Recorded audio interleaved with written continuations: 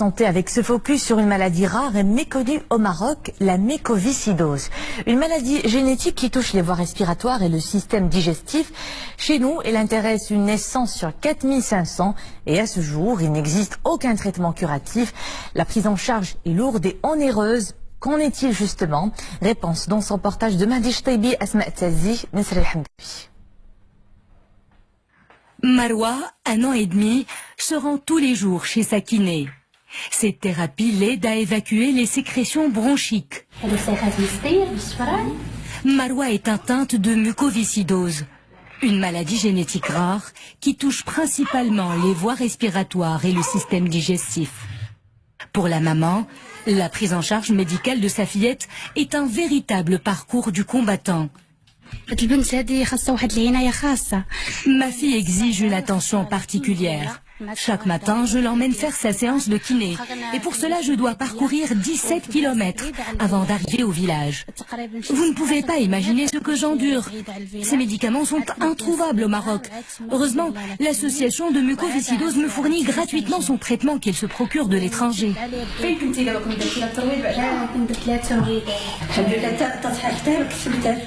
Marwa a été diagnostiquée 9 mois après sa naissance. La mucoviscidose étant une lourde pathologie dont les symptômes se confondent souvent avec d'autres maladies. Fort heureusement, cette mère a eu la chance de croiser le chemin de l'association marocaine de mucoviscidose.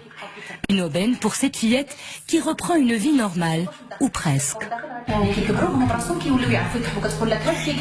La petite Marwa, malheureusement, le jour quand on l'a connue, elle était dans un état déplorable. Elle était dans un état de dénutrition très grave.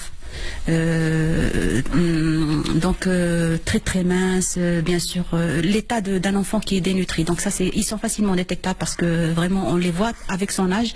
Elle devait avoir 1 an et 3 mois, je pense. Et donc son poids n'allait pas du tout avec l'âge qu'elle avait, donc on a tout de suite su qu'elle devait avoir une bonne prise en charge nutritionnelle.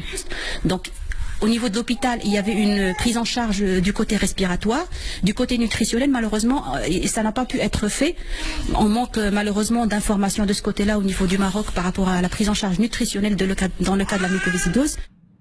Au Maroc, la mucoviscidose touche 1 sur 4500 naissances. La maladie est traitable, mais non guérissable. Sa prise en charge multidisciplinaire est très lourde et coûteuse. C'est une maladie chronique, une maladie qui demande une prise en charge pendant toute la vie. Donc c'est une maladie qui demande des séances de kinésithérapie, donc pour évacuer les sécrétions épaisses que le malade n'arrive pas à expectorer, à rejeter tout seul. Ça nécessite une antibiothérapie adaptée, en particulier vis-à-vis de cette méchante bactérie, entre guillemets, le pseudomonas.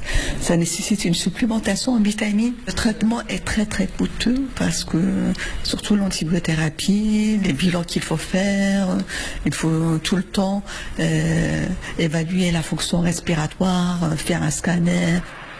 Le ministère de la Santé a élaboré une stratégie pour une prise en charge optimale des maladies rares. Mais semble-t-il, la mucoviscidose ne figure pas encore dans cette stratégie.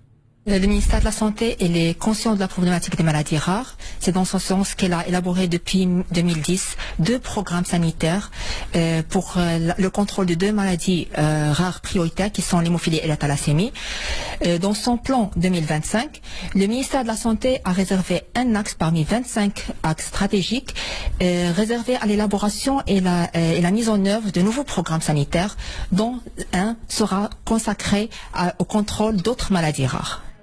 En attendant que la mucoviscidose intègre le plan de santé prioritaire 2025, la maman de la petite Marwa, tout comme bien d'autres parents de malades, n'ont d'autre choix que de prendre leur mal en patience, tout en gardant le sourire, synonyme d'espoir en de meilleurs lendemains.